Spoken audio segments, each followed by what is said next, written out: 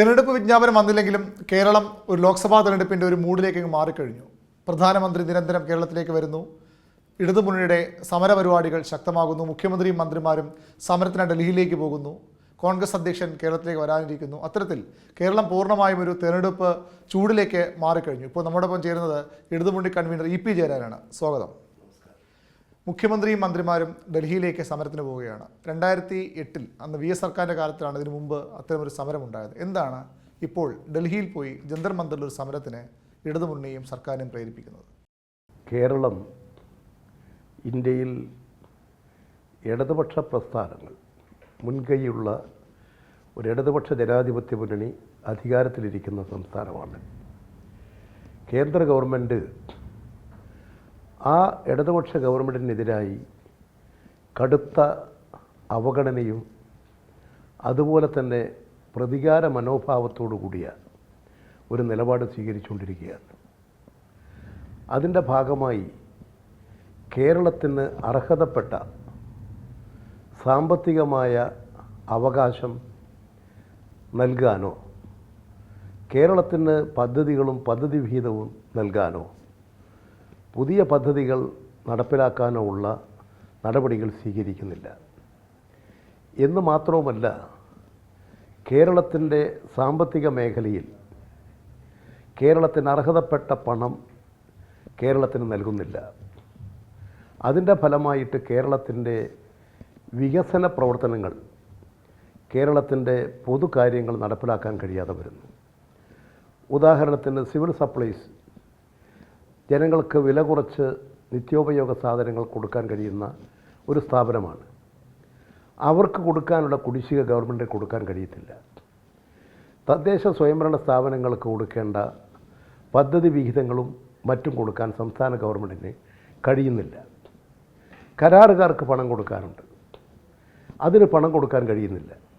ഇങ്ങനെ വരുമ്പോൾ സ്വാഭാവികമായും ഉണ്ടാകുന്നത് ഈ രംഗത്തുള്ള വികസന പ്രവർത്തനങ്ങൾ മന്ദഗതിയിലാകും. ഇവിടെ കേരളത്തിലാകട്ടെ കഴിഞ്ഞ 7.5 വർഷക്കാലമായി അതിവേഗത്തിൽ വികസന രംഗത്ത് ഒരു കുതിപ്പാണ്. കേരളത്തിൻ്റെ എല്ലാ ഭാഗങ്ങളിലും നോക്കിയാൽ, തീരപ്രദേശങ്ങളിലാണെങ്കിൽ നാഷണൽ ഹൈവേ, തീരദേശ റോഡുകൾ, മലയോര ഹൈവേ, ഗെയിൽ പൈപ്പ് ലൈൻ പദ്ധതി, ഒട്ടേറെ മറ്റ് റോഡുകൾ, സ്ഥാപനങ്ങൾ, ഇതെല്ലാം സജീവമായി പ്രവർത്തിച്ചുകൊണ്ടിരിക്കുകയാണ്. ഈ പ്രവർത്തനങ്ങളെല്ലാം ബുദ്ധിമുട്ടാതെ നടത്തിക്കൊണ്ടുപോകാൻ കഴിയണമെങ്കിൽ കേരളത്തിന് അർഹതപ്പെട്ട പണം കേന്ദ്രം തരണം. ആ പണം കേന്ദ്രം അനുവദിക്കുന്നില്ല. അനുവദിക്കാതിരിക്കാൻ പ്രത്യേകിച്ച് മുടന്തൻ ന്യായങ്ങളാണ് പറയുന്നത്. ഇപ്പോൾ കേരളത്തിൻ്റെ പദ്ധതി വിഹിതം കുറച്ചുകൊണ്ടുവരികയാണ്. നികുതി വിഹിതം 10ാം ധനകാര്യ കമ്മീഷൻ്റെ കാലത്ത് 3.89% കേരളത്തിന് വിഹിതം ലഭിച്ചിരുന്നു. ഇപ്പോഴത് 1.8% കുറച്ചിരിക്കുകയാണ്. ഈ ഒരു നികുതി വരുമാനത്തിൻ്റെ വകയിൽ തന്നെ 15ാം ധനകാര്യ കമ്മീഷനിലേക്ക് വരുമ്പോൾ ഒരു 19,000 കോടി രൂപയുടെ കുറവ് കേരളത്തിന് സംഭവിക്കുകയാണ്. GST നടപ്പിലാക്കുമ്പോൾ GST നഷ്ടപരിഹാരം കൊടുക്കാൻ നിശ്ചയിച്ചതാണ്. ആ ഇനത്തിൽ കേരളത്തിന് ലഭിക്കേണ്ടിയിരുന്ന 12,000 കോടി, ഈ 2023 ലഭിക്കേണ്ട 12,000 കോടി രൂപ ആ നഷ്ടപരിഹാരം ലഭിക്കുന്നില്ല. അതുപോലെ തന്നെ റവന്യൂ വരുമാനങ്ങളെല്ലാം ഇപ്പോൾ കേന്ദ്ര ഗവൺമെൻറ്റാണ് കൈകാര്യം ചെയ്യുന്നത്. അങ്ങനെ വരുമ്പോൾ റവന്യൂ കമ്മി നികത്താൻ കേരളത്തിന് 8,400 കോടി രൂപ ഈ കഴിഞ്ഞ 23 വർഷത്തിൽ അനുവദിക്കണം. കേന്ദ്ര ഗവൺമെൻറ് അനുവദിക്കുന്നില്ല, നൽകുന്നില്ല. അപ്പോൾ എല്ലാ വരുമാനങ്ങളും കേന്ദ്രം കൈയടക്കുകയാണ്, എല്ലാ നികുതികളും കേന്ദ്ര ഗവൺമെൻറ് കൈയടക്കുകയാണ്. കേരളത്തിൽ നിന്ന് എല്ലാ വരുമാനങ്ങളും കേന്ദ്രം കൈയടക്കുമ്പോൾ 1 രൂപ കേന്ദ്ര ഗവൺമെൻറ് നികുതി പിരിക്കുമ്പോൾ കേരളത്തിന് അനുവദിക്കുന്നത് വെറും 25 പൈസയാണ്. 1 രൂപ പിരിക്കുന്നു, 25 പൈസയാണ് കേരളത്തിന് നൽകുന്നത്. എന്നാൽ ഇതേ കാലയളവ് വെച്ച് നോക്കിയാൽ ഉത്തർപ്രദേശ് 1 രൂപ നികുതി പിരിക്കുന്നു, 1 രൂപ 59 പൈസയാണ് അവർക്ക് കൊടുക്കുന്നത്. കർണാടകം 1 രൂപ പിരിക്കുന്നു, 50 പൈസയാണ് അവർക്ക് കൊടുക്കുന്നത്. ഗുജറാത്ത് 1 രൂപ പിരിക്കുന്നു, 89 പൈസയാണ് കൊടുക്കുന്നത്.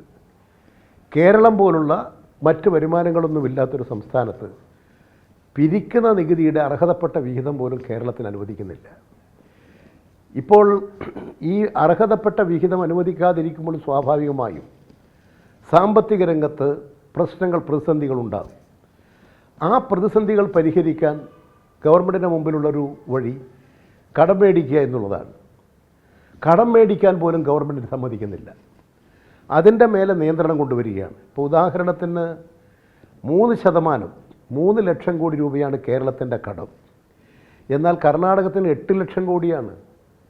കേന്ദ്ര ഗവൺമെൻറ്റിന് 156 ലക്ഷം കോടി രൂപ കേന്ദ്ര ഗവൺമെൻറ്റിന് കടമുണ്ട്.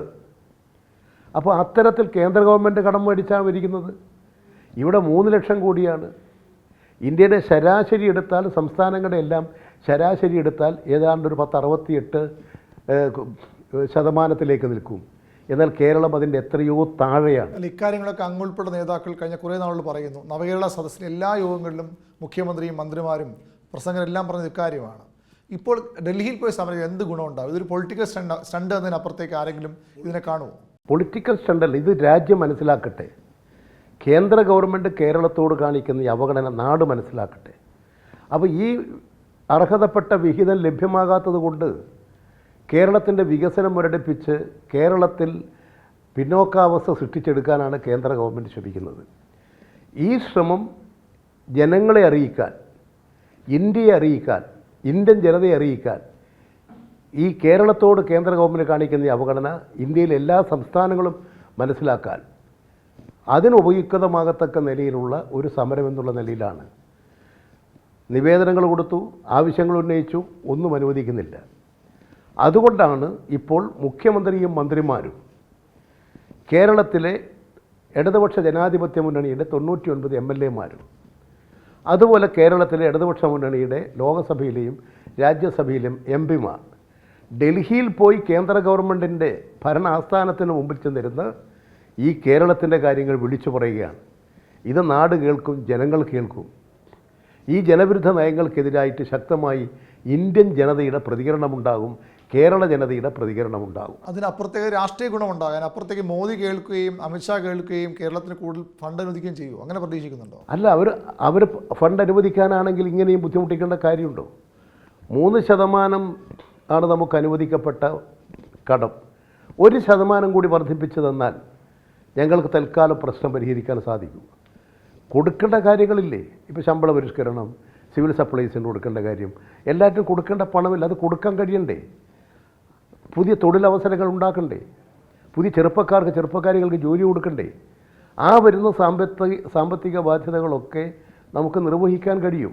ഈ കിട്ടിയ പണം ഉണ്ടായാൽ മിച്ചമായിരിക്കും. കിട്ടിയ പണവും കൊടുക്കാനുള്ള താരതമ്യപ്പെടുത്തിയാൽ നമുക്ക് കിട്ടാനുള്ളതാണ് കൂടുതൽ.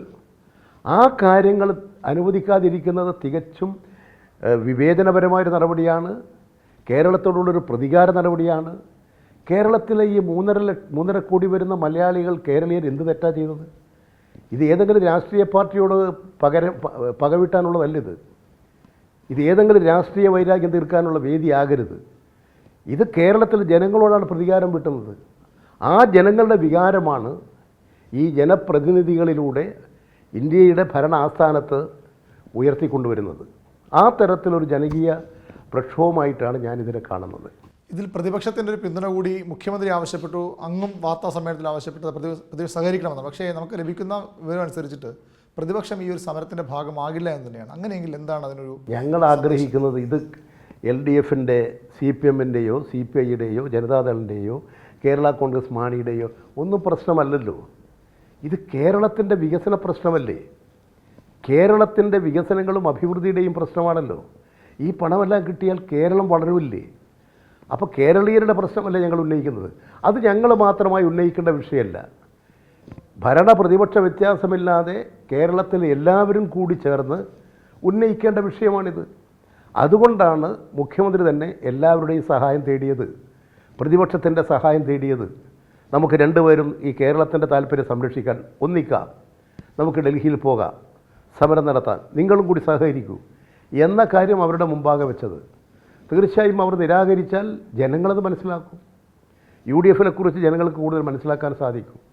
അവരുടെ ഈ വഞ്ചനാപരമായ നിലപാട് ജനങ്ങൾ മനസ്സിലാക്കി അവർക്ക് കനത്ത തിരിച്ചടി ജനങ്ങൾ കൊടുക്കും എന്നാണ് ഞാൻ മനസ്സിലാക്കുന്നത്. തീർച്ചയായും അത്തരമൊരു ചിന്തയിലേക്ക് കേരളത്തിലെ UDF നേതാക്കൾ ചിന്തിക്കരുത്, പോകരുത്. ഇത് നമ്മുടെ കേരളീയരുടെ പ്രശ്നമാണ്.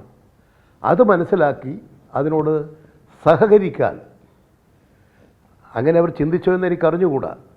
അങ്ങനെ ചിന്തിച്ചിട്ടുണ്ടെങ്കിൽ തന്നെ ആ ചിന്ത മാറ്റി UDF-നകത്തുള്ള എല്ലാ പാർട്ടികളും ആലോചിച്ച് ചിന്തിച്ച് ഈ കേരള താല്പര്യത്തോടൊപ്പം നിൽക്കാൻ അവർ മുന്നോട്ട് വരണം. ഇങ്ങനെ വികസിക്കുമ്പോൾ ഇപ്പോൾ മലപ്പുറം മുസ്ലിം ലീഗിന് സ്വാധീനമുള്ള ജില്ലയാണ്. ഇതിൻ്റെ വികസനമുണ്ടാകുമ്പോൾ മലപ്പുറം ജില്ലയുടെ വികസനമുണ്ടാകില്ലേ? അത് CPM-ൻ്റെ അഭിവൃദ്ധിയാണോ? അവിടെ മുസ്ലിം ലീഗിന് സ്വാധീനമുള്ള ഒരു ജില്ലയില്ലേ, അവരുടെ താല്പര്യമല്ലേ? അങ്ങനെയുള്ള താല്പര്യമാകുമ്പോൾ എല്ലാവരും ഇതുമായി സഹകരിക്കുകയാണ് വേണ്ടത്. ആ നിലപാട് സ്വീകരിക്കണമെന്നാണ് ഈ UDF-നകത്തുള്ള പാർട്ടികളോടും എനിക്ക് അഭ്യർത്ഥിക്കാനുള്ളത്. UDF-ലെ പാർട്ടിയുടെ കാര്യം വരുമ്പോൾ കോൺഗ്രസ് പ്രധാന പാർട്ടിയാണ്, പിന്നെ RSP ഉണ്ട്, CMB ഉണ്ട്, അങ്ങനെ പല പാർട്ടികളുണ്ട് അവർക്കൊപ്പം. അങ്ങ് വീണ്ടും ഈ ലീഗ് എന്നതിൻ്റെ അടുത്ത് പറയാൻ കാരണം എന്താണ്? ലീഗിനോട് ഇപ്പോൾ ഒരു മോഹം CPM-നുണ്ട്. പലതവണ ലീഗിനെ CMB ഒന്നും അതിൽ വലിയ ബഹുജന സ്വാധീനമുള്ളൊരു പാർട്ടിയൊന്നുമല്ല. പക്ഷേ യഥാർത്ഥ മുസ്ലിം ലീഗ് അങ്ങനെയല്ല. CMB-യെ പോലെയും ഈ RSP പോലെയുള്ള പാർട്ടിയാണ് മുസ്ലിം ലീഗ്. അവർ കേരളത്തിൽ ഏറ്റവും കോൺഗ്രസിനേക്കാൾ, എൻ്റെ ഒരു നിരീക്ഷണത്തിൽ കോൺഗ്രസിനേക്കാളും വോട്ടുള്ള ഒരു പാർട്ടിയായിട്ടാണ് ഞാൻ കാണുന്നത്. അതാണ് ഞാൻ പലപ്പോഴും പറഞ്ഞിട്ടുള്ളൊരു കാര്യം.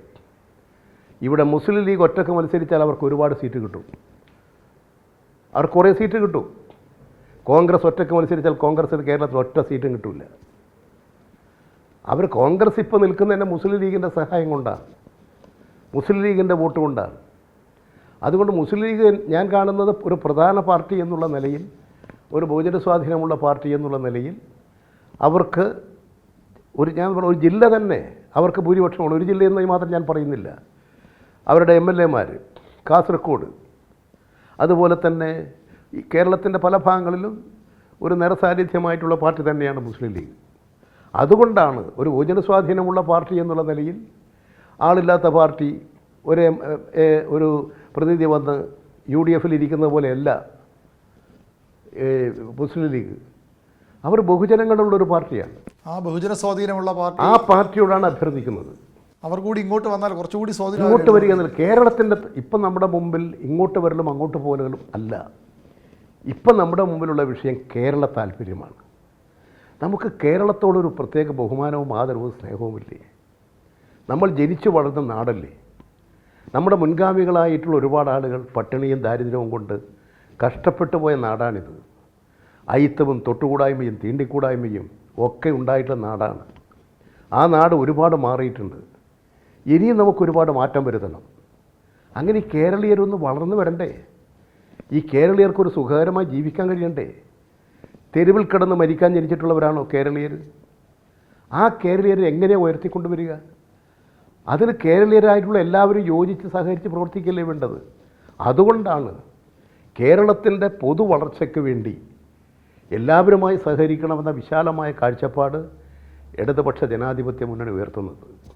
പ്രതിപക്ഷത്ത് കോൺഗ്രസ് ഉള്ളപ്പോൾ ആ കോൺഗ്രസ് UDF-ന് നേതൃത്വം കൊടുക്കുമ്പോൾ ലീഗിന് പലപ്പോഴും താല്പര്യമുള്ള കാര്യങ്ങൾ പോലും ചെയ്യാൻ പറ്റുന്നില്ല എന്നൊരു പരാതി അങ്ങ് ഉൾപ്പെടെയുള്ള CPM നേതാക്കൾക്കില്ലേ? അതായത് കോൺഗ്രസ് എടുക്കുന്ന പല നിലപാടുകളും തെറ്റായിട്ടുള്ള കാര്യങ്ങളാണ്. ഇപ്പോൾ ഞാൻ ഉദാഹരണത്തിന് അയോധ്യ, അവിടെ പള്ളി പൊളിച്ച സ്ഥാനത്താണ് ക്ഷേത്രം പണിതത്. ആ ക്ഷേത്ര സമർപ്പണത്തിൻ്റെ ഭാഗമായി പലരെയും ക്ഷണിച്ചു. മുസ്ലിം ലീഗ് എത്ര പെട്ടെന്ന് അവരുടെ നിലപാട് പറഞ്ഞു. നമ്മുടെ ഇന്ത്യയിൽ CPM-ൻ്റെ ജനറൽ സെക്രട്ടറി ക്ഷണിച്ചു. ക്ഷണിക്കേണ്ട താമസം നമ്മുടെ നിലപാട് പറഞ്ഞില്ലേ? കോൺഗ്രസ്സിനെ ക്ഷണിച്ചു. കോൺഗ്രസ്സിന് നിലപാട് പറയാൻ കഴിഞ്ഞു? 1.5 മാസം കാത്തു നിന്നില്ലേ കോൺഗ്രസ്സിന് അവരുടെ നിലപാടുണ്ടാക്കിയെടുക്കാൻ? ഇപ്പോഴും കുറേ കോൺഗ്രസിൻ്റെ നേതാക്കളും അനുയായികളും ആ BJP-യുടെ ഒഴുക്കിനോടൊപ്പം നീങ്ങിക്കൊണ്ടിരിക്കുകയല്ലേ? എവിടെ എത്തും കോൺഗ്രസ്? വ്യക്തിപരമായി പോകുമെന്ന് പറയുന്നത്. വ്യക്തിപരമായിട്ട് മാത്രമല്ല, കോൺഗ്രസിൻ്റെ അണികളങ്ങോട്ട് ഒഴുകുകയാണ്. അതിലേക്കാണ് കോൺഗ്രസ് അവരുടെ റാങ്ക്സിനെ നയിച്ച് ഒരു BJP-യുടെ ഒരു B ടീമിനെ പോലെ അവരെ നയിച്ചു. മൃദു ഹിന്ദുത്വ സമീപനം സ്വീകരിച്ചു. അതിൻ്റെ ഫലമായിട്ട് കോൺഗ്രസിൻ്റെ അണികൾ വളരെ എളുപ്പം ബി ജെ പിയിലേക്ക് ഒഴുകുന്നു. അത് സൃഷ്ടിച്ചത് കോൺഗ്രസ് നയമാണ്. ആ കാര്യങ്ങളെങ്കിലും മനസ്സിലാക്കി ശരിയായ നിലപാട് എപ്പോഴും സ്വീകരിക്കാൻ സന്നദ്ധരായി മുന്നോട്ട് വരാൻ അവർക്ക് കഴിയണം. ഇപ്പോഴവർ കഴിയുന്നില്ല. ഈ ബി ജെ പിയുടെ ബി ടീമിനൊപ്പം മുസ്ലിം ലീഗിനെ പോലെ ഒരു ന്യൂനപക്ഷ പാർട്ടി അല്ലെങ്കിൽ ന്യൂനപക്ഷ പ്രാതിനിധ്യം കൂടുതലുള്ള പാർട്ടി എങ്ങനെ എത്ര നാൾ അവിടെ നിൽക്കാൻ പറ്റും അവർക്ക്? അത് കേരള രാഷ്ട്രീയത്തിൽ വരാൻ വേണ്ടി പോകുന്ന ചില സംഭവ വികാസങ്ങളുടെ ഭാഗമായി രാഷ്ട്രീയ രംഗത്ത് വരുന്ന മാറ്റങ്ങൾക്കനുസരിച്ച് തീർച്ചയായും മുസ്ലിം ലീഗിനെ മാറ്റി ചിന്തിക്കേണ്ടി വരും.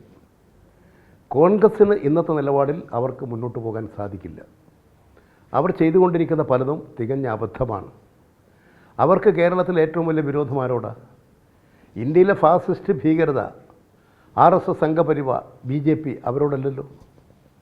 കേരളത്തിൽ ആരെയാണ് കോൺഗ്രസ് എതിർക്കുന്നത്? CPM-നെ അല്ലേ? ഇടതുപക്ഷത്തെയല്ലേ? ഈ കേരളത്തിൽ ഇന്ത്യയിൽ എതിർക്കപ്പെടേണ്ട പാർട്ടി CPM ആണോ? എന്തിനാ CPM-നെ എതിർക്കുന്നത്? അവരുടെ മുഖ്യ ശത്രുവായി കാണുന്നത് CPM-നെ, LDF-നെ.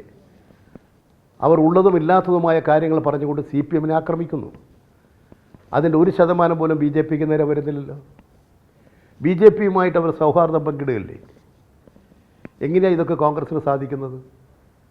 അപ്പോൾ കോൺഗ്രസ് സ്വീകരിച്ചു കൊണ്ടിരിക്കുന്ന ഈ ഇടതുപക്ഷ വിരുദ്ധ മനോഭാവം കോൺഗ്രസ്സിനെ ഇനിയും ദുർബലപ്പെടുത്തും. അങ്ങനെ വരുമ്പോൾ മുസ്ലിം ലീഗിനെ പോലെയുള്ള പാർട്ടികൾ അവരുടെ നിലപാടുകളെ സംബന്ധിച്ചും ചിന്തിക്കേണ്ടി വരും. അത് ഭാവി രാഷ്ട്രീയത്തിൽ എന്തായാലും അവർ ചിന്തിക്കപ്പെടുമെന്നാണ് ഞാൻ കണക്കാക്കുന്നത്. അന്ന് അവർക്കുമ്പോഴൊരു ഓപ്ഷൻ ഇടതുമുന്നണി ആയില്ലേ? അല്ല, ഇതൊരു ഓപ്ഷൻ അങ്ങോട്ടും ഇങ്ങോട്ടും പോവുകയോ അധികാരം പങ്കിടുകയോ ഒന്നും അല്ല ഇവിടുത്തെ പ്രശ്നം. ഇവിടെ രാജ്യം അഭിമുഖീകരിക്കുന്ന പ്രശ്നമാണ്. RSS സംഘപരിവാറിൻ്റെ ഭീകരതയാണ്. ഞാൻ നോക്കൂ, നിങ്ങൾ ഒറ്റ കാര്യം, കഴിഞ്ഞ് സമാപിച്ച പാർലമെൻറ്റ് സമ്മേളനം 146 MPമാരെ ഒറ്റയടിക്ക് പുറത്താക്കിയില്ലേ? ഇന്ത്യയുടെ ചരിത്രത്തിലുണ്ടായിട്ടുണ്ടോ? പാർലമെൻറ്റിൽ ഇന്ന് ഇപ്പോൾ മാത്രമാണോ പ്രശ്നം ഉണ്ടാകുന്നത്? പാർലമെൻറ്റിൽ ബഹളമുണ്ടാകും, പ്രശ്നമുണ്ടാകും, മുദ്രാവാക്യം പിടിക്കും. എന്തൊക്കെ സംഭവം നടന്നിട്ടുള്ളതാണ്? BJP-ക്കാർ ചെയ്തിട്ടില്ലേ? BJP അവർ പ്രതിപക്ഷത്തിരിക്കുമ്പോൾ ചെയ്തിട്ടില്ലേ? എന്തൊക്കെ ചെയ്തിട്ടുണ്ട്? 146 MPമാരെ പുറത്താക്കി. ഒരു MPയെ പുറത്താക്കിയത് തെറ്റായ നടപടിയാണ്. അദാനിയെക്കുറിച്ച് പാർലമെൻറ്റിൽ ചോദ്യം ചോദിച്ചു എന്ന കാരണം വെച്ചുകൊണ്ട് അതിന് പുകമറ സൃഷ്ടിച്ച് അവരെ പുറത്താക്കുന്നു. അതിനെതിരായിട്ട് ചോദ്യമുന്നയിച്ച് പ്രതിഷേധിച്ചതിനല്ലേ 146 ആളെ ഒറ്റയടിക്ക് പുറത്താക്കിയത്? സാധാരണ 1-2 MLA-മാരെ 1-2 ദിവസത്തേക്ക് ചിലപ്പോൾ സസ്പെൻഡ് ചെയ്യും. സസ്പെൻഡ് ചെയ്ത് കഴിഞ്ഞാൽ സഭാധ്യക്ഷൻ ബന്ധപ്പെട്ട കക്ഷി നേതാക്കളെ വിളിച്ച് ചർച്ച ചെയ്ത് അത് അവസാനിപ്പിക്കും. ഇങ്ങനെ ഒരു രാഷ്ട്രീയമായ ഐക്യവും സാഹോദര്യങ്ങളും പരസ്പര വിശ്വാസങ്ങളും ഇന്ത്യൻ പാർലമെൻറ്റിൻ്റെ ചരിത്രത്തിൽ ഉണ്ടായിട്ടില്ലേ? ആ ഇന്ത്യൻ പാർലമെൻറ്റ് ചരിത്രത്തിൽ ഉണ്ടായിട്ടുള്ള ഇത്തരം സംഭവങ്ങൾ എങ്ങനെയാണ് പരിഹരിച്ചത്? അതാണോ ഇപ്പോൾ സ്വീകരിക്കുന്നത്? ഇന്ത്യൻ പാർലമെൻറ്റിനകത്ത് സന്ദർശക ഗാലറിയിൽ നിന്ന് ഓടിച്ചാടി ബഹളമുണ്ടാക്കി ആ പാർലമെൻറ്റിനെ തന്നെ ബഹളപ്പെടുത്തിയ അവരോട് എന്ത് നിലപാടാണ് സ്വീകരിച്ചത്? അയവേറിയ നിലപാടല്ലേ? എന്നാൽ ഇത് ഒരു മുദ്രാവാക്യം വിളിച്ചതിന് പ്രതിപക്ഷത്തിൻ്റെ നേതാക്കളോട് എടുത്ത നിലപാടെന്താ? പുറത്താക്കലാണ്. എന്നിട്ട് പുറത്താക്കിയിട്ട് എന്താ ചെയ്തതവർ? തെരഞ്ഞെടുപ്പ് കമ്മീഷനെ BJP ഇഷ്ടപ്പെടുന്ന ആളെ നിയമിക്കത്തക്ക നിലയിൽ അതിൻ്റെ നിയമത്തിൽ മാറ്റം വരുത്തിയില്ലേ? തെരഞ്ഞെടുപ്പ് കമ്മീഷൻ നിശ്ചയിക്കാനുള്ള സബ് കമ്മിറ്റി, ആ കമ്മിറ്റി 3 അംഗ കമ്മിറ്റിയാണ്. അത് പാർലമെൻറ്റ് നിശ്ചയിക്കുന്നതാണ്. ആ 3 അംഗ കമ്മിറ്റിയിൽ സുപ്രീം കോടതിയുടെ ചീഫ് ജസ്റ്റിസ്, അതുപോലെ തന്നെ പ്രധാനമന്ത്രി, പ്രതിപക്ഷ നേതാവ്, ഇതാണ് ആ 3 അംഗ സംഘം. ആ 3 അംഗ സമിതി, ആ 3 അംഗ സമിതിയിൽ ഇപ്പോഴെന്താ മാറ്റം വരിക? ചീഫ് ജസ്റ്റിസിനെ ഒഴിവാക്കി, ജുഡീഷ്യറിയെ ഒഴിവാക്കിയിട്ട് എക്സിക്യൂട്ടീവിൻ്റെ ഭാഗമായി പ്രധാനമന്ത്രി നിശ്ചയിക്കുന്ന ഒരു മന്ത്രി. ഭൂരിപക്ഷം 3-2 ഭൂരിപക്ഷമായില്ലേ? ഇനി പ്രതിപക്ഷത്തുള്ള ആളുകൾക്ക് എന്ത് ചെയ്യാനാ? എല്ലാം ഭൂരിപക്ഷം അനുസരിച്ച് നിശ്ചയിച്ചുകൂടെ? BJP ഉദ്ദേശിക്കുന്ന ആളെ തെരഞ്ഞെടുപ്പ് കമ്മീഷനാക്കിക്കൂടെ? ഇന്നത്തെ കാലഘട്ടത്തിൽ തെരഞ്ഞെടുപ്പിൽ എന്തൊക്കെ ചെയ്യാം? അവരുടെ തന്നെ കമ്മീഷൻ കൂടി വന്നാലോ? അപ്പോൾ എന്താ ലക്ഷ്യം? തെരഞ്ഞെടുപ്പ് നീതിപൂർവ്വം നടത്തലാണോ? ഈ ഗൗരവങ്ങളൊക്കെ മനസ്സിലാക്കുന്നുണ്ടോ? കേരളത്തിൽ MPമാരെ സസ്പെൻഡ് ചെയ്തു കോൺഗ്രസിൻ്റെ. ഏതെങ്കിലും ഒരു MPയുടെ ഒരു മണ്ഡലത്തിൽ ഒരു പ്രതിഷേധ പ്രകടനം നടന്നോ? തിരുവനന്തപുരത്ത് നടന്നോ? ആറ്റിങ്കൽ നടന്നോ? കൊട്ടാരക്കര നടന്നോ? കൊല്ലത്ത് നടന്നോ? കണ്ണൂർ നടന്നോ? കാസർഗോഡ് നടന്നോ? കോഴിക്കോട് നടന്നോ? ഏതെങ്കിലും ഒരു ജില്ലയിൽ, ഒരു കോൺസ്റ്റിറ്റ്യുവൻസിയിൽ ഒരു പ്രതിഷേധ പ്രകടനം നടന്നോ? പ്രതിഷേധിക്കാനുള്ള കഴിവ് പോലും കോൺഗ്രസിന് നഷ്ടപ്പെട്ടു എന്നല്ലേ? അവർ ഭയന്നിരിക്കുകയല്ലേ? ഇവിടെ പ്രതിഷേധമുണ്ട്, മുഖ്യമന്ത്രിക്കെതിരെ വലിയ പ്രതിഷേധം. ഇവിടെ മുഖ്യമന്ത്രിക്കെതിരെ പന്തം കൊളുത്തി നടക്കുന്നുണ്ടല്ലോ, കറുത്ത കൊടിയും കല്ലും കൊണ്ട് നടക്കുന്നുണ്ടല്ലോ, അതിന് ചാവേറുകളെ അയക്കുന്നുണ്ടല്ലോ. എന്തൊക്കെയാണ് അവർ കാണിച്ചു കൂട്ടുന്നത്? അപ്പോൾ അവരുടെ മുഖ്യമായ ശത്രു കേരളത്തിൽ ഇടതുപക്ഷം, അവരുടെ ഇവിടുത്തെ ഏറ്റവും പ്രധാനപ്പെട്ട ബന്ധു ബി ജെ പിക്കാരാണെങ്കിൽ ഇടതുപക്ഷത്തെയാണ് ഏറ്റവും വലിയ ശത്രുവായി കാണുന്നത്. ഇടതുപക്ഷം ജയിക്കരുതെന്നാണ് അവർ ആഗ്രഹിക്കുന്നത്. അതിനനുസരിച്ചിട്ടാണ് അവർ കേരളത്തിൽ പ്രവർത്തിച്ചുകൊണ്ടിരിക്കുന്നത്. അപ്പോൾ ഇതെല്ലാം കേരളത്തിലെ ജനങ്ങൾ മനസ്സിലാക്കും.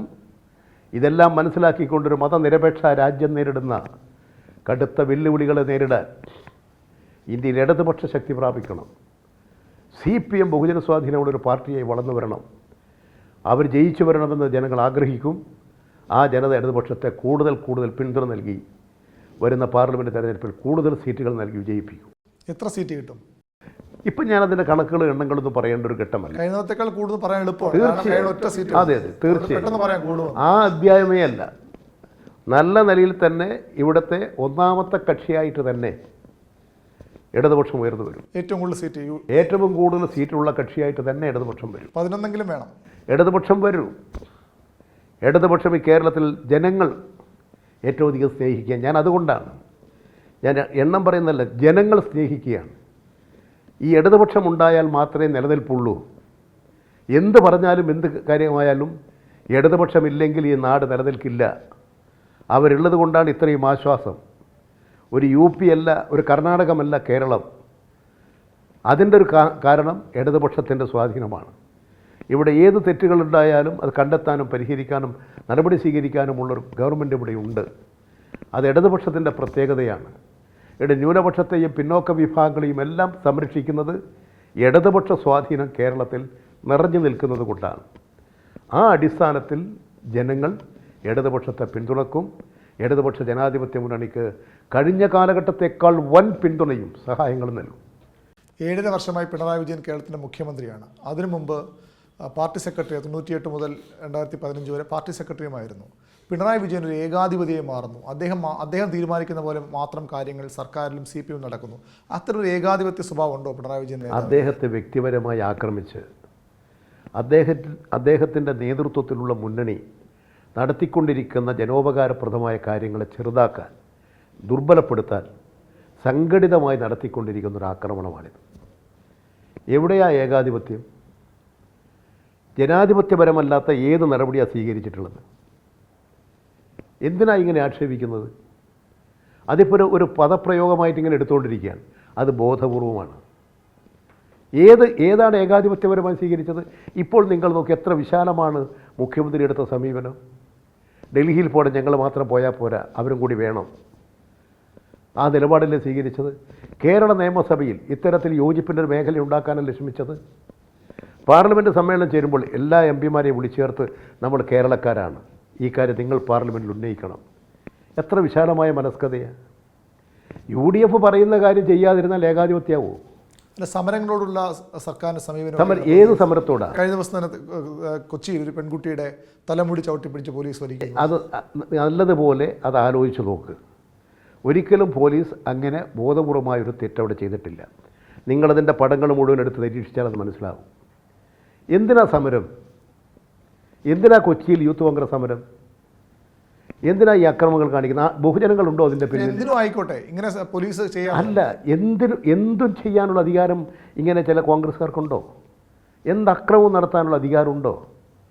കുറേ ആളുകളെ ചാവേറുകളാക്കി മുന്നിൽ നിർത്തി എന്തും ചെയ്യാൻ ഈ കേരളത്തിൽ അവർക്ക് അധികാരമുണ്ടോ? ഇവിടെ നീതിന്യായ വ്യവസ്ഥയില്ലേ? പോലീസിനെ ആക്രമിക്കാവോ? പോലീസിൻ്റെ ഷർട്ട് വലിച്ചു കീറുന്നു, തൊപ്പിയെടുത്ത് എറിയുന്നു, പോലീസിൻ്റെ വടിയെടുത്ത് തല്ലിപ്പൊളിക്കുന്നു, പോലീസിൻ്റെ തൊപ്പിക്കടിച്ചു പൊളിക്കുന്നു. നിങ്ങൾ എങ്ങനെയാണ് ക്രമസമാധാനം രക്ഷിക്കുക? ഇങ്ങനെ ചെയ്യുന്നവരോട് എങ്ങനെയാണ് പെരുമാറേണ്ടത്?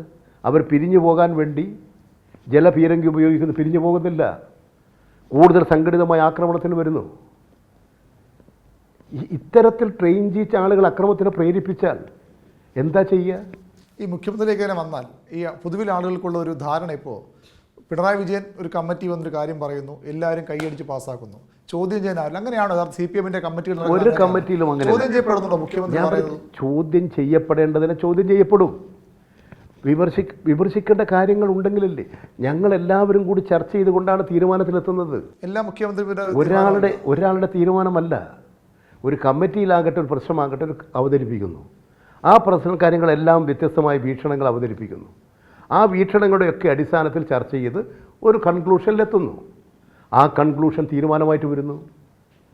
ആ തീരുമാനം മുഖ്യമന്ത്രി പറഞ്ഞാൽ മുഖ്യമന്ത്രിയുടെ ഏകാധിപത്യമാണോ അത്? ഗവൺമെൻറ്റിൽ അങ്ങനെയല്ലേ നടക്കുന്നത്. മുഖ്യമന്ത്രി അദ്ദേഹം കുറേ കഴിവുള്ള ഒരു നല്ല മുഖ്യമന്ത്രിയാണ്, ഒരു ഭരണാധികാരിയാണ്, നിശ്ചയദാർഢ്യമുള്ളൊരു ഭരണാധികാരിയാണ്, നിശ്ചയിച്ച കാര്യങ്ങൾ നടപ്പിലാക്കാൻ ത്രാണി കാണിക്കുന്ന ഒരു ഭരണാധികാരിയാണ്. ഇത് ഞാൻ കമ്മ്യൂണിസ്റ്റ് പാർട്ടി മാർക്സിസ്റ്റിൻ്റെ ഒരു പ്രവർത്തകനായതുകൊണ്ട് പറയുന്നതല്ല. ഭരണരംഗങ്ങളെക്കുറിച്ച് നിരീക്ഷിക്കുന്ന ഏതൊരാളും ഈ ഇടതുപക്ഷ ഗവൺമെൻറ് പറഞ്ഞത് ചെയ്യും. അവർ പറഞ്ഞ വാക്കായിട്ട് പാലിക്കും. മുഖ്യമന്ത്രി ഒരു വാക്ക് പറഞ്ഞാൽ ആ വാക്ക് അദ്ദേഹം പാലിക്കും. ഇങ്ങനൊരു വിശ്വാസം കേരളത്തിലുണ്ട്. അതിൻ്റെ അടിസ്ഥാനത്തിൽ അദ്ദേഹം പ്രവർത്തിക്കുന്നു, പറഞ്ഞ വാക്ക് പാലിക്കാൻ. അങ്ങനെ വാക്ക് പാലിക്കാൻ പ്രവർത്തിക്കുമ്പോൾ ഇതെല്ലാം ഏകാധിപത്യമാണ്. ജനങ്ങൾക്ക് ഏറ്റവും അധികം ബന്ധപ്പെട്ട തീരുമാനങ്ങളെടുത്താൽ അതിനെയും ഏകാധിപത്യമാണ്. ഏതാ ഏകാധിപത്യം? ഇങ്ങനെ വാക്കുകൾ ഉപയോഗിച്ചാൽ മതിയോ? ഏതാണ് ജനാധിപത്യപരമല്ലാത്ത ഒരു തീരുമാനം പറയൂ? ഇവിടെ പോലീസിനെ ആക്രമിക്കാൻ ഇങ്ങനെ പോലീസ് നിന്ന് കൊടുക്കണോ? അങ്ങനെ ക്രമസമാധാന നിലയിലേക്ക് പോയാൽ ഈ നാട്ടിൻ്റെ സ്ഥിതി എന്താകും? അപ്പോൾ ഇന്ന് വിമർശിക്കുന്നതിനേക്കാളും കടുത്ത വിമർശനമായിരിക്കും. ഈ ഗവൺമെൻറ് ഒന്നിനും കൂടെ പോലീസിനെ നയിക്കാൻ കൊള്ളില്ല എന്നായിരിക്കും പിന്നത്തെ വിമർശനം. അതുകൊണ്ട് അക്രമികളോട് ഒരു തരത്തിലുള്ള വിട്ടുവീഴ്ചയും ചെയ്യാൻ പറ്റുന്നതല്ല. ഇവിടെ സെക്രട്ടറിയേറ്റിൻ്റെ മുമ്പിലൊക്കെ അഴിഞ്ഞാടുകയല്ലേ ചെയ്തത്. എത്രമാത്രം അഴിഞ്ഞാട്ടമാണ് സെക്രട്ടറിയേറ്റിൻ്റെ മുമ്പിൽ നടത്തിയത്? അങ്ങനെ നടത്തിയാൽ കേസെടുക്കണ്ടേ? ചില ആളുകൾ പ്രത്യേകമായ പരിഗണനയുണ്ടോ? ഒരാളൊരു കുറ്റം ചെയ്താൽ അത് കുറ്റം, ആ കുറ്റം വേറൊരാൾ ചെയ്താൽ കുറ്റമല്ല, ഇങ്ങനെയുണ്ടോ ഇന്ത്യൻ ഭരണഘടനയിൽ, ഇന്ത്യൻ നീതിന്യായ വ്യവസ്ഥ, ഇന്ത്യയിൽ ക്രിമിനൽ പ്രൊസീജിയറിൽ? ആര് തെറ്റ് ചെയ്താലും തെറ്റ് തന്നെയാണ്. അതിൻ്റെ ഒരു നടപടി സ്വീകരിക്കും. അതുകൊണ്ട് അത് മാത്രമേ ഇവിടുത്തെ പോലീസ് ചെയ്തിട്ടുള്ളൂ. അതിനപ്പുറം എന്തെങ്കിലും ഒന്ന് പറയാനുണ്ടെങ്കിൽ ചൂണ്ടിക്കാണിക്കട്ടെ. ഈ മുഖ്യമന്ത്രിയെ ഭയങ്കരമായിട്ട് CPM നേതാക്കൾ അങ്ങ് ഉൾപ്പെടെയുള്ളവർ പുകഴ്ത്തുന്നു. മുഖ്യമന്ത്രി സൂര്യനെ പോലെയാണെന്ന് പാർട്ടി സെക്രട്ടറി പറയുന്നു. ദൈവത്തിൻ്റെ വരദാനമാണെന്നൊരു മന്ത്രി സംസ്ഥാന സെക്രട്ടറി അംഗം പറയുന്നു. അങ്ങ് പറയുന്നു മുഖ്യമന്ത്രി വലിയ കഴിവുള്ളയാളാണ്. അത്തരത്തിൽ ഒരു വ്യക്തിയാണോ ഈ രീതിയിൽ പുകഴ്ത്തേണ്ടതും പാടി നടക്കേണ്ടതുമൊക്കെ? അത് സംബന്ധിച്ചൊക്കെ അതിൻ്റെ ബന്ധപ്പെട്ട് ഇത്തരം പറഞ്ഞിരിക്കുന്ന ആളുകൾ തന്നെ പറഞ്ഞു. ഈ വരദാനം എന്നൊക്കെ ഉള്ളത് ഈ നമ്മുടെ വാസവൻ മന്ത്രി പറഞ്ഞതല്ല. ഒരു വൈദികൻ ഒരു യോഗത്തിൽ പറഞ്ഞൊരു കാര്യം അദ്ദേഹം കോട്ട് ചെയ്തെന്നേ ഉള്ളൂ. ഇങ്ങനെ പല സ്ഥലങ്ങളിലും പലതും കോട്ട് ചെയ്തിട്ടായിരിക്കും. കമ്മ്യൂണിസ്റ്റ് പാർട്ടി മാർക്സിസ്റ്റ് ഒരു വ്യക്തിപൂജയിലും വിശ്വസിക്കുകയോ പ്രവർത്തിക്കുകയോ ചെയ്യുന്ന പാർട്ടിയല്ല. വ്യക്തിപൂജയെ ശക്തമായി എതിർക്കുന്ന പാർട്ടിയാണ്. എന്നാൽ വ്യക്തികൾക്കുള്ള കഴിവുണ്ട്. എങ്ങനെയാണ് പണ്ഡിറ്റ് ജവഹർലാൽ നെഹ്റു ഇന്ത്യൻ പ്രധാനമന്ത്രിയായത്? എങ്ങനെയാണ് EMS CMS ആയത്? എങ്ങനെയാണ് ഓരോ ഭരണാധികാരിയാകുന്നത്? അവർക്കെല്ലാം കൂടെ ചില പ്രത്യേക കഴിവുകളും പ്രാപ്തിയുമുണ്ട്. വ്യക്തികൾക്കൊന്നും ഒരു കഴിവും പ്രാപ്തിയില്ല എന്ന നിഗമനത്തിലൊന്നും ഞങ്ങൾ എത്തുന്നില്ല. വ്യക്തികൾക്ക് സമൂഹത്തിൽ പ്രാഭിമുഖ്യമുണ്ട്, വ്യക്തിത്വമുണ്ട്, പ്രതിഭകളാകുന്നു. പലരും കവിത, ചെറുകഥകൾ, എഴുത്തുകൾ എല്ലാവർക്കും എഴുതാൻ പറ്റുമോ? ആ രംഗത്ത് അവർ പ്രഗത്ഭരല്ലേ? അതിന് പ്രത്യേകമായിട്ട് അവരെ ബഹുമാനിക്കില്ലേ? T. പത്മനാഭൻ എഴുതുന്ന ചെറുകഥകൾ ആകർഷകമാണ്. അദ്ദേഹത്തെ ആരാധിക്കുന്നു. ഞാൻ അദ്ദേഹത്തിൻ്റെ ഒരു സിനിമ തന്നെ കണ്ടു. അദ്ദേഹത്തിൻ്റെ ജീവിതത്തെ അടിസ്ഥാനപ്പെടുത്തിക്കൊണ്ട് അദ്ദേഹത്തിൻ്റെ കുറേ സുഹൃത്തുക്കൾ ചേർന്നുകൊണ്ടൊരു സിനിമ തയ്യാറാക്കിയിട്ടുണ്ട്. 1 മണിക്കൂറുടെ ഞാൻ കണ്ണൂരിൽ അവിടുത്തെ ഒരു ടാക്കീസ്, സാഗർ സിനിമ ടാക്കീസിൽ പോയി. അദ്ദേഹം തന്നെ എന്നോട് പറഞ്ഞു, ഞാനതുപോലെ രാവിലെ 8 മണിക്ക് ആ ടാക്കീസിൽ പോയി. അദ്ദേഹം ഉണ്ടായിരുന്നു. ഞാൻ ആ സിനിമ കണ്ടു. അദ്ദേഹത്തിൻ്റെ വ്യക്തിജീവിതത്തെക്കുറിച്ചുള്ളൊരു സിനിമയാണ്. ഇങ്ങനെ എന്തെല്ലാം സിനിമകളും കഥകളും പാട്ടുകളും ഒക്കെ ഉണ്ടാകുന്നുണ്ട്. അതുപോലെ മമ്മൂട്ടിക്ക് മോഹൻലാലിനൊക്കെ ആരാധകരുണ്ട്. അതുപോലെ ഈ കമ്മ്യൂണിസ്റ്റ് നേതാക്കൾക്ക് ആരാധനാ മൂർത്തികളെ അവരെ അങ്ങനെ കണ്ട് ആളുകൾക്ക് അങ്ങനെ കമ്മ്യൂണിസ്റ്റ് പാർട്ടി മാർക്സിസ്റ്റ് നേതാക്കന്മാരെ ബഹുമാനിച്ചുകൂടെ? അവരാരാധിച്ചുകൂടെ? ആരാധിക്കുക എന്ന് പറഞ്ഞാൽ ഹൃദയത്തിൽ അവരോടുള്ള ഒരു വികാരമാണത്. ആരാധന എന്ന് പറയുന്നത് ബഹുമാനമാണത്. ആരാധന എന്ന് പറഞ്ഞാൽ പൂജയല്ല, പുഷ്പങ്ങളിട്ട് പൂജിക്കുന്നതല്ല. അങ്ങനെ തെറ്റിദ്ധരിക്കുന്നുണ്ട് പലരും. ആരാധന എന്ന് പറയുന്നത് വ്യക്തിപരമായിട്ടുള്ള സ്നേഹമാണ്, അവരോടുള്ള പ്രത്യേകമായിട്ടുള്ളൊരു വികാരമാണ്. ഇപ്പം ഞാൻ പറയും, ഫിഡൽ കാസ്ട്രോ, സദ്ദാം ഹുസൈൻ, ചെഗുവേരെ, ഇന്നും സദ്ദാം ഹുസൈനെ കുറിച്ച് അഭിമാനം കൊള്ളുന്ന എത്ര ആളുണ്ട്? അമേരിക്കയെ ഉറപ്പിച്ചില്ലേ? ആ സദ്ദാം ഹുസൈനെ ചതിയിലൂടെയല്ലേ കീഴ്പ്പെടുത്തിയത്? അത് ലോക രാഷ്ട്രീയത്തിൽ മഹത്വമില്ലേ? മഹൽ വ്യക്തികളില്ലേ? അവർക്ക് പ്രത്യേക കഴിവുകളില്ലേ? ഫിഡൽ കാസ്ട്രോ എത്രമാത്രം വ്യക്തിപരമായിട്ടുള്ള കഴിവുള്ള മനുഷ്യരാണ്. ചെഗുവേരെ വെടിയേറ്റപ്പോഴും കാലിൻ്റെ ഓരോ ഭാഗം അറ്റുപോയിക്കൊണ്ടിരിക്കുമ്പോഴും ശത്രുവിനെതിരായി പോരാടുകയില്ലേ? ഇവിടെ സഖാ പി കൃഷ്ണപിള്ള ഒരു ധീരനായ വിപ്ലവകാരിയാണ്. പാമ്പ് കടിയേറ്റു. അങ്ങനെ പാമ്പ് കടിയേറ്റ് ഓർമ്മശക്തി കുറഞ്ഞു വരികയാണ്, ശരീരം തളർന്നുകൊണ്ടിരിക്കുകയാണ്.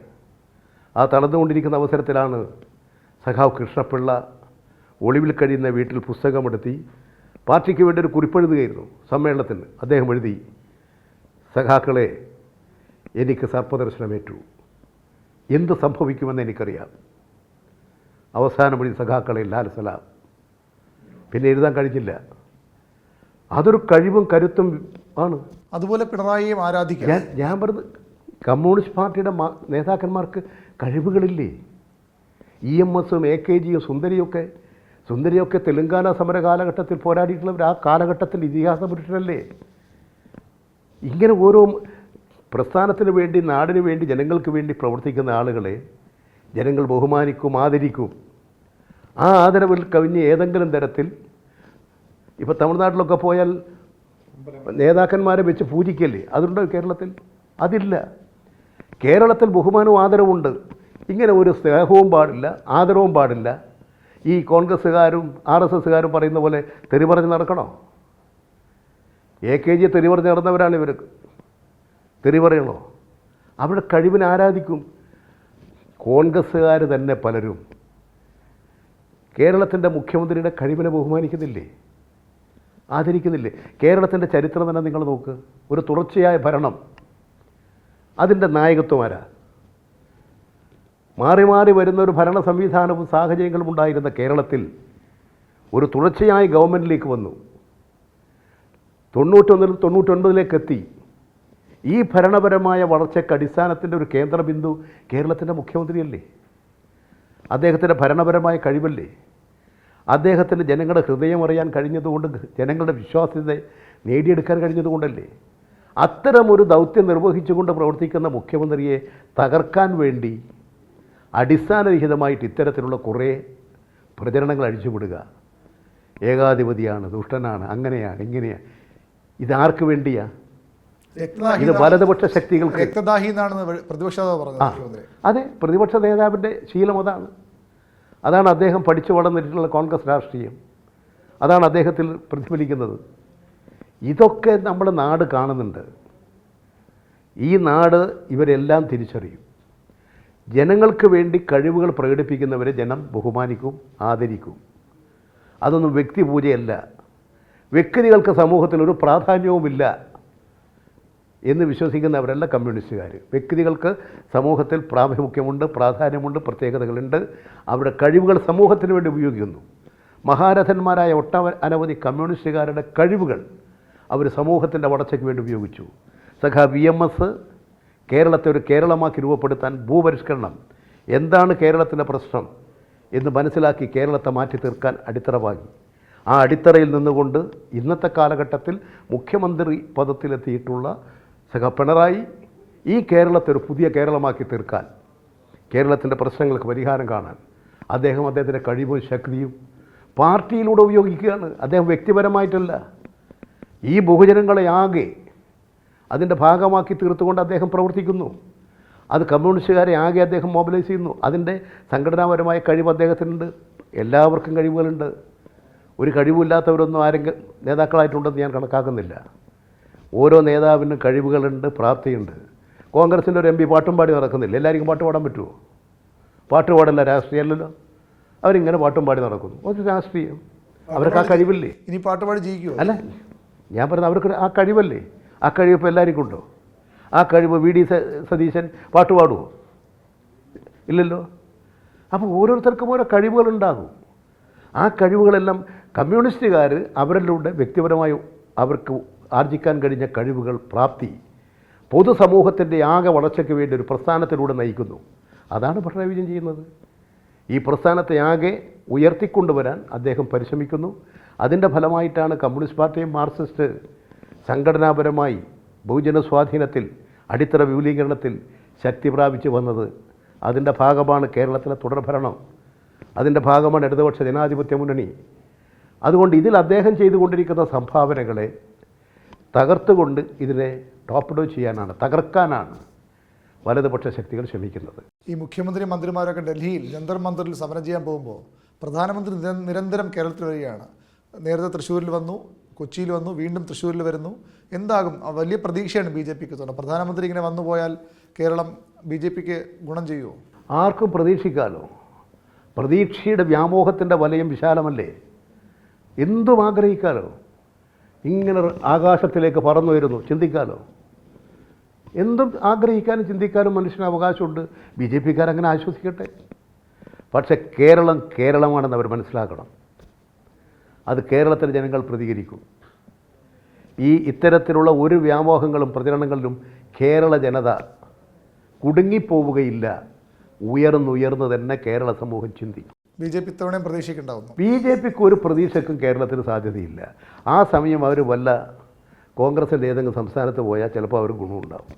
ഈ കേരളത്തിൽ അത്തരത്തിലൊരു സാധ്യതയും അവർക്കുണ്ടെന്ന് ഞാൻ കണക്കാക്കുന്നില്ല. സുരേഷ് ഗോപിക്ക് ഇത്തവണയും തൃശ്ശൂർ സുരേഷ് ഗോപിക്കൊന്നും ജയിക്കാനുള്ളൊരു സാധ്യതയില്ലെന്ന് അദ്ദേഹം ഇങ്ങനെ വ്യാമോഹം വെച്ച് പുലർത്തി സ്വർണത്തിൻ്റെ തലപ്പാവ് അതിനെക്കുറിച്ച് ആരും ഒന്നും പറയുന്നില്ലല്ലോ.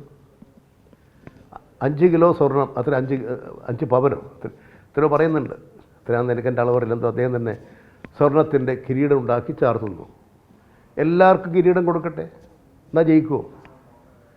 ഇതുകൊണ്ടൊന്നും ജനഹൃദയങ്ങളെ കവർന്നെടുക്കാൻ സാധിക്കില്ല. ഇത് സിനിമയല്ല, രാഷ്ട്രീയം. അദ്ദേഹം സിനിമയെ കണ്ടിട്ടുള്ളൂ. ആ പാവം നല്ലൊരു സിനിമാ രംഗത്ത് നല്ലൊരു പ്രതിഭയായിരുന്നു. കലാരംഗത്തൊരു നല്ല കലാകാരനായിരുന്നു. നല്ല ഭാവിയുള്ളൊരു കലാകാരനായിരുന്നു. ആ കലയെ മുഴുവൻ ഈ ബി ജെ പിക്കാരിൽ അദ്ദേഹത്തിൻ്റെ കലാശക്തിയെ ദുർബലപ്പെടുത്തി എന്നുള്ളതാണ് എൻ്റെ നിരീക്ഷണം. സുരേഷ് ഗോപിയുടെ പോലീസ് സിനിമയെ കാണുമായിരുന്നു. അദ്ദേഹം ഒരു നടൻ എന്നുള്ള നിലയിൽ എനിക്ക് അദ്ദേഹത്തോട് ഇഷ്ടമാണ്.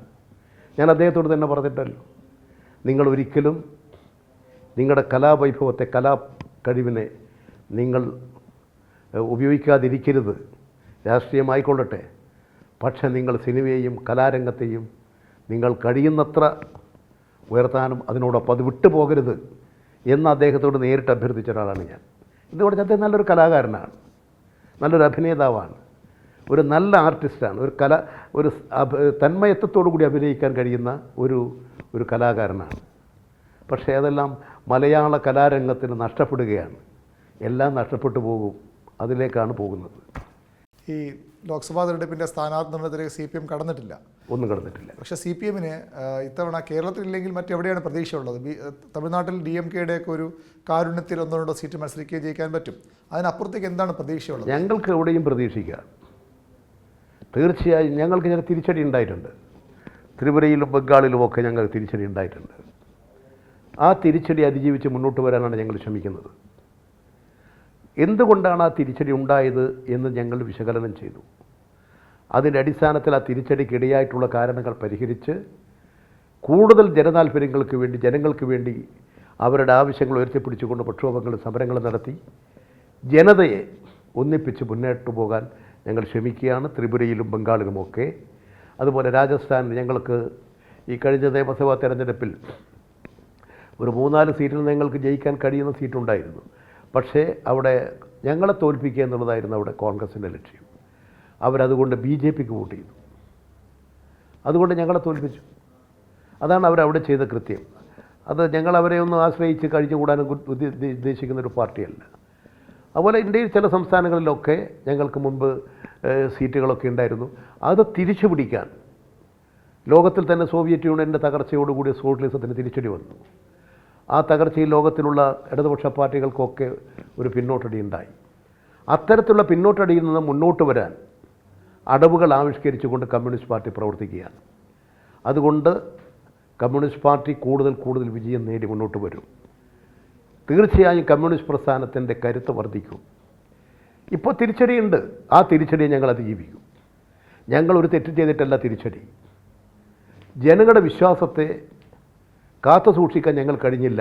എതിരാളികൾ അത് ഞങ്ങളുടെ വിശ്വാസത്തെ കവർന്നെടുത്തു. അതിനെ പ്രതിരോധിക്കാൻ കഴിഞ്ഞില്ല. അതിനെ പ്രതിരോധിച്ച് മുന്നേറാനുള്ള നടപടികളാണ് ഇപ്പോൾ സ്വീകരിക്കുന്നത്. ഈ സ്ഥാനാർത്ഥിയുടെ കാര്യം പറയും, മുതിർന്ന നേതാക്കൾ, MLA മാർ അവരെയൊക്കെ മത്സരിപ്പിക്കാൻ നടക്കുന്ന അഭ്യൂഹങ്ങളുണ്ട്. അങ്ങനെ എന്തെങ്കിലും? മുതിർന്ന നേതാക്കളൊന്നും മത്സരിക്കുക, എൻ്റെ ഒരു നിരീക്ഷണത്തിൽ പാർട്ടി ഇത് കാര്യങ്ങളൊന്നും ഇതുവരെ ആലോചിച്ചിട്ടില്ല. മുതിർന്ന നേതാക്കൾ അങ്ങനെ മത്സരിക്കാനുള്ള സാധ്യതയൊന്നും ഞാൻ കാണുന്നില്ല. അതിനൊരു സാധ്യതയില്ലെന്നാണ് എൻ്റെ. അല്ലാതെ ചെറുപ്പക്കാരെയും സ്ഥിരം മുഖങ്ങളെയും കൊണ്ടൊക്കെ തന്നെ നല്ല സ്ഥാനാർത്ഥികൾ തന്നെ ഇടതുപക്ഷ മുന്നണിക്കുണ്ട്. നല്ല സ്ഥാനാർത്ഥികൾ തന്നെ മത്സരിക്കും. അതിനുള്ള നല്ല സാധ്യത ഞങ്ങൾക്ക്. സ്ഥാനാർത്ഥികൾക്ക് കുറവൊന്നുമില്ല. സ്ഥാനാർത്ഥികൾക്ക് ദാരിദ്ര്യമൊന്നും ഇല്ലാത്തൊരു പാർട്ടിയാണ് ഞങ്ങൾ. ഏത് തരത്തിലുള്ള സ്ഥാനാർത്ഥികളും ഞങ്ങളുടെ മുമ്പിലുണ്ട്. അതുകൊണ്ട് കരുത്തരും ശക്തരും പ്രാപ്തരുമായ ജനങ്ങളോട് പ്രതിബദ്ധതയുള്ള ജനസേവകരായ നല്ല സ്ഥാനാർത്ഥികൾ തെരഞ്ഞെടുപ്പ് ഗോതയിലുണ്ടാകും. ഈ സീറ്റ് വെച്ച് മാറലോ അങ്ങനെ പല CPIയുടെ ചില സീറ്റുകൾ ഞങ്ങൾ അത്തരത്തിലുള്ള ഒരു കാര്യങ്ങളിലേക്കും ഇതുവരെ ചർച്ച ചെയ്തിട്ടില്ല. ചർച്ച ചെയ്യാത്തൊരു വിഷയത്തെക്കുറിച്ച് ഇപ്പോൾ പ്രതിപാദിക്കുന്നത് ശരിയായിരിക്കും തോന്നുന്നില്ല. ഈ ഇടതുമുന്നണിയുടെ സംസ്ഥാനത്തെ രാഷ്ട്രീയ ശത്രുക്കളെ പറ്റി പറയുമ്പോൾ BJPയുടെ നമ്മൾ പറഞ്ഞു, കോൺഗ്രസിൻ്റെ പറഞ്ഞു, ഗവർണർ അത്തരത്തിലൊരു രാഷ്ട്രീയ ശത്രുവിനെ പോലെ പ്രവർത്തിക്കുന്നെന്ന് CPI നേതാക്കൾ കാണുന്നുണ്ട്. ഗവർണർ എങ്ങനെയാണ് ഭരിക്കാൻ പോകുന്നത്? ഇവിടെ BJPയുടെ പ്രതിനിധിയല്ലേ ഗവർണർ? BJPക്ക് വേണ്ടിയല്ലേ അദ്ദേഹം ഇതെല്ലാം നടത്തിക്കൊണ്ടിരിക്കുന്നത്? അദ്ദേഹത്തെ ഇപ്പോൾ ഉപദേശിക്കുന്നതിൽ കോൺഗ്രസ് ഉണ്ടല്ലോ. കോൺഗ്രസ്സുകാരും അദ്ദേഹത്തിന് വേണ്ടി നിർദ്ദേശങ്ങളൊക്കെ കൊടുക്കുന്നുണ്ട്. ഇപ്പോൾ കോൺഗ്രസിൻ്റെയും BJPയുടെയും സന്ദേശങ്ങൾ ഏറ്റുവാങ്ങിക്കൊണ്ടാണ് അദ്ദേഹം പ്രവർത്തിക്കുന്നത്. ഈ ഒരു കാര്യം നിങ്ങൾ ആലോചിച്ച് നോക്കൂ. ഇടുക്കിയിലെ കൃഷിക്കാരുടേതാണ് ഏറ്റവും വലിയൊരു പ്രശ്നം ഈ ഭൂപതിവ് നിയമം. ആ ഭൂപതിവ് നിയമം നിയമസഭ പാസ്സാക്കി, ഗവർണർ ഒപ്പിട്ടില്ല.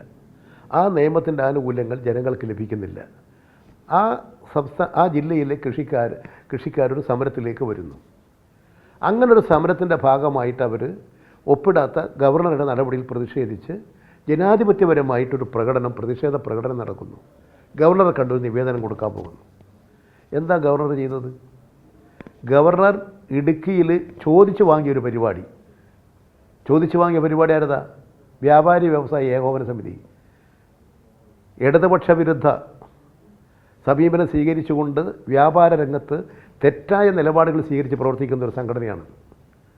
അവർ ഇടതുപക്ഷത്തിൻ്റെ ശത്രുക്കളായി, ഇടതുപക്ഷത്തിനെതിരായിട്ട് അവർ ഏജൻസി പണി എടുക്കുകയല്ലേ ചെയ്തത്, ഏജൻറ്റുമാരാവുകയല്ലേ ചെയ്തത്.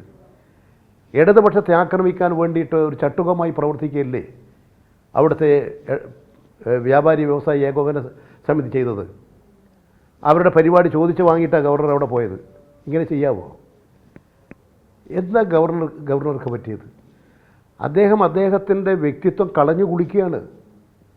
ഒരു ഗവർണർ എന്നുള്ള പദവിയെ അദ്ദേഹം ഈ ഇന്ത്യൻ സമൂഹത്തിൻ്റെ മുമ്പിൽ ദുർബലപ്പെടുത്തുകയാണ്. ഗവർണർ എന്ന് പറയുന്ന പദവി തന്നെ നമ്മുടെ നാടിനും ആവശ്യമില്ലാത്തതാണ് എന്ന് അദ്ദേഹത്തിൻ്റെ കൃത്യതയിലൂടെ, അദ്ദേഹത്തിൻ്റെ പ്രവൃത്തികളിലൂടെ തെളിയിക്കപ്പെട്ടുകൊണ്ടിരിക്കുകയാണ്. തെറ്റായൊരു നിലപാടല്ലേ ഗവർണർ സ്വീകരിക്കുന്നത്. ഈ രാജ്ഭവൻ കേന്ദ്രീകരിച്ചുകൊണ്ട് സമരങ്ങൾക്ക് മുന്നണിയോ അല്ലെങ്കിൽ CPMO തീരുമാനമെടുത്തിട്ടുണ്ടോ? അവിടെ കുടിൽകെട്ടി സമരം അടക്കം ഉണ്ടാകുന്ന ഞങ്ങൾ ചെയ്യാൻ ഉദ്ദേശിക്കുന്ന സമരം പ്രഖ്യാപിച്ചിട്ടുണ്ട്. ഞങ്ങളവിടെ പ്രകടനം നടത്താൻ നിശ്ചയിക്കുന്നു, പരസ്യമായി പറയുന്നു, പ്രകടനം നടത്തുന്നു. എന്താണോ ഞങ്ങൾ ചെയ്യാൻ ഉദ്ദേശിച്ച ഇടതുപക്ഷ മുന്നണി പറഞ്ഞിട്ടുണ്ട്. ഞങ്ങൾ തീരുമാനിക്കാത്ത കാര്യം ആരെങ്കിലും പറഞ്ഞാൽ അത് ഞങ്ങളുടെ പട്ടികയിൽ എഴുതി വെക്കേണ്ടതില്ല. PKSന്റെ സമരം അവിടേക്ക് പ്രഖ്യാപിച്ചിട്ടുണ്ട്. അല്ല, അത് PKSനോട് ചോദിച്ചല്ല. അവരങ്ങനെ, എനിക്ക് തോന്നുന്നത് ഈ പറയാതെയൊന്നും പോയി എന്തെങ്കിലും ഒരു സമരം ചെയ്യുന്ന കൂട്ടരല്ല. അവർ കാര്യങ്ങൾ അവതരിപ്പിച്ചുകൊണ്ടേ അവർ കാര്യങ്ങൾ ചെയ്യും. അല്ലെങ്കിൽ ഒരു സമരകേന്ദ്രമായ രാജ്ഭവൻ പരിസരം മാറേണ്ട സാഹചര്യമില്ലേ ഇപ്പോൾ? അല്ല, ഉണ്ടല്ലോ. ഞാൻ പറഞ്ഞു, നമ്മുടെ ഉന്നത വിദ്യാഭ്യാസ മേഖല മുഴുവൻ നിശ്ചലമായി കിടക്കല്ലേ. അധ്യാപകർ, കുട്ടികൾ വിദേശ രാജ്യങ്ങളിൽ പോകണം, അവർക്ക് സർട്ടിഫിക്കറ്റ് കിട്ടുന്നില്ല.